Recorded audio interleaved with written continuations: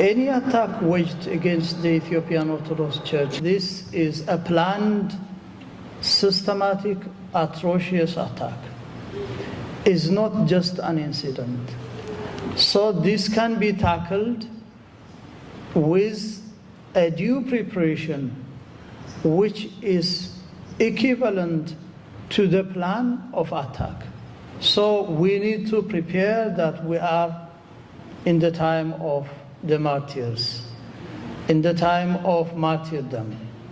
So we need to prepare ourselves that the church is facing such type of systematic with fabricating stories and publishing them as journal articles, as books and other published materials.